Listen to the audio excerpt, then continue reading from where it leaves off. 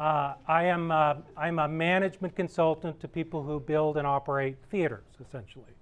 I roam around the country working for cities and developers and arts groups, doing front-end studies and then coming back and doing operational consulting. I've been doing it for 23 years. And the good part about doing it for 23 years is that finally my wife has acknowledged that I can make a living doing this obscure kind of consulting. So I'm within CultureLab, I'm sort of the bricks and mortar guy. So my part of this is revenue enhancement through physical choices, through design choices in theaters. And I'm going to dispense with the easy parts of that, because there's a whole bunch of easy answers as to how you make good physical planning choices to drive revenues. And here they are. Animate the outdoors, create opportunities for programming outside your theaters or whatever. Create secondary spaces. Don't just have a one primary performance space. Create secondary spaces within the hall or the building. 3, animate the public spaces. Create places where things can happen there, where it changes into sort of a community living room. It's always open, it's always active.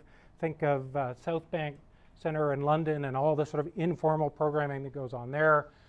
Do more food and beverage, all-time 24/7 food and beverage opportunities in the building, and then wire everything to the teeth. Okay, so that's the easy stuff. Today I'm going to talk about the hard question. And the hard question is, what physical and design choices do we make in the hall itself to enhance the experience of audiences? So let's look at some audiences. So this is a Cruikshank print of great old Edwardian audience. There's a lot going on here, right? If you need a few minutes to look at the picture, but there's all sorts of intrigue and sort of tales unfolding, things happening back and forth, and people paying attention to and enjoying the performance. Now here's a more modern audience. We all are in our straight lines, facing the front, well-dressed, looking quite very much the same. Let's go do that again. Here's a traditional audience. In this case, a woodcut of a kabuki theater audience. And again, look at all this stuff going on in the house. Fascinating things happening here and around here, and it's all still going on up here. Here's our modern audience again. Now, what do you notice from this, besides the fact that we're all very old in this picture? I mean, it's a good thing, right? I mean, we're paying attention, we're facing the front, we're behaving. Going to the theater shouldn't be about behaving. We have a problem. We have a new set of cultural norms about behavior in theaters that has essentially sacralized the audience. And there, I'm referring to work done by Lynn Connor, who's written this great article. It explains how this happened and why this happened over hundreds of years. The article is called In and Out of the Dark, A Theory About Audience Behavior from Sophocles to the Spoken Word. And it is a fascinating article. So this change in norms of behavior occurred slowly and gradually, but it's profound. And where we are today is that the audience has virtually no power, virtually no control over their experience. We are sheep in the hall. This is okay for older audiences. We're used to this, where we get shuffled in, line up here, go in the door, line up there, line up to get into the hall, take your program, sit down, face the front, turn everything off, shut up, pay attention, watch the show. When it's over, stand up, walk out, go, go, go, goodbye. Sheep in and out of the theater. Younger audiences hate this. And part of why they hate this is the stuff we were talking about earlier today, that they want to be multitasking. But I think the more important part of it is that younger audiences want control of their experience as consumers. Younger consumers today demand control of their experience. They want to buy things and do things that they have some control over. And going to this kind of theater, they have no control over the experience.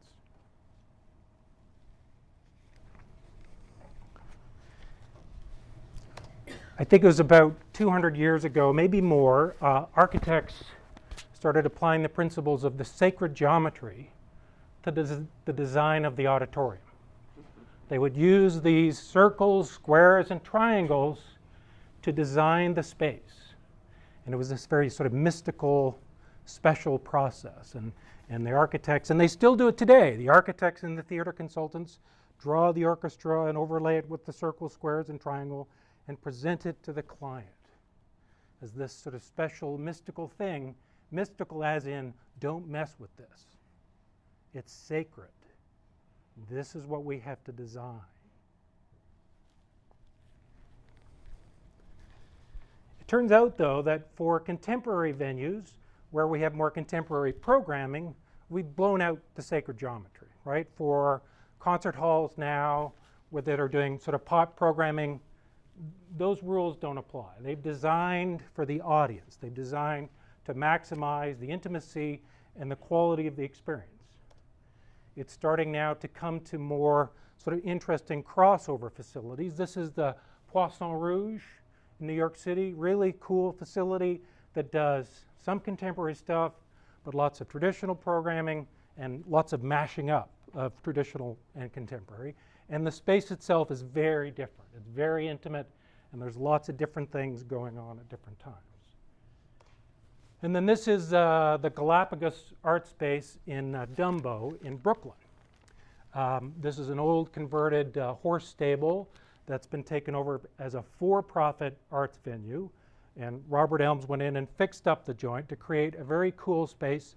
These are little sort of walkways over fake moats. It's like 6 inches of water, but you believe that you're crossing over a channel, a dangerous channel, to get to banquette seating, stools, loose chairs up here. There's more banquettes, standing room back there. The bar is there. It's inside, essentially inside the room. And up in this level, there's bench seating, standing room, and some stools behind that. And here again, you have diverse programming that is both contemporary stuff and traditional. It's everything from burlesque to poetry.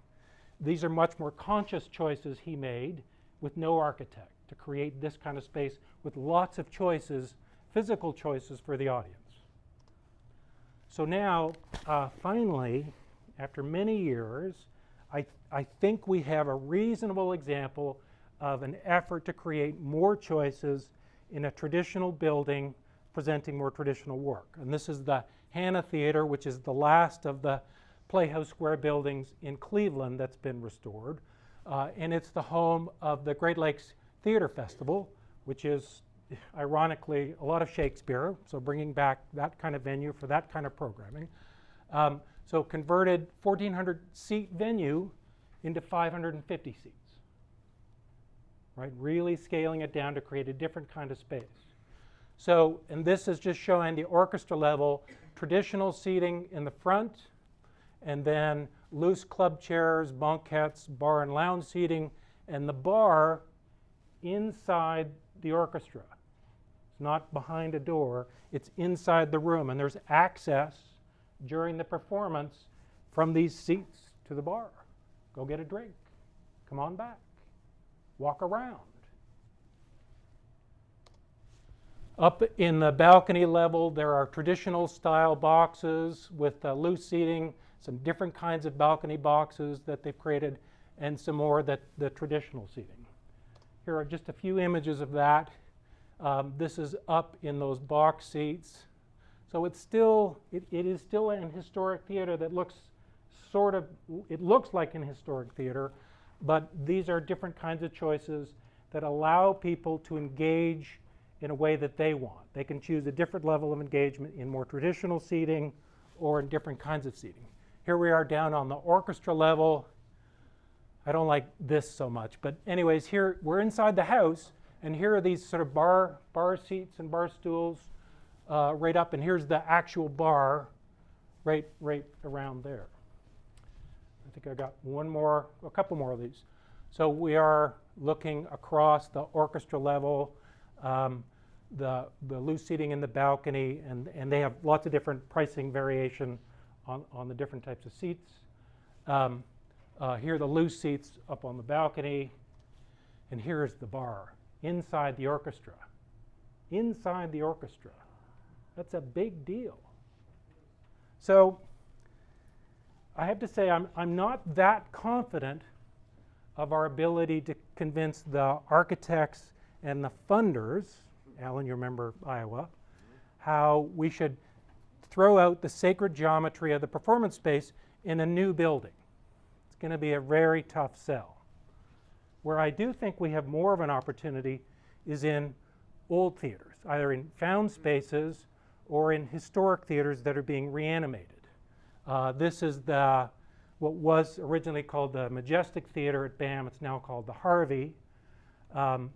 Peter Brook, must be 20 years ago, that he went in there for his particular production of Mahabharata. I always mispronounce that. He took the theater for that show and did a partial restoration of the theater and then worked within it. It's like it's an archaeological site.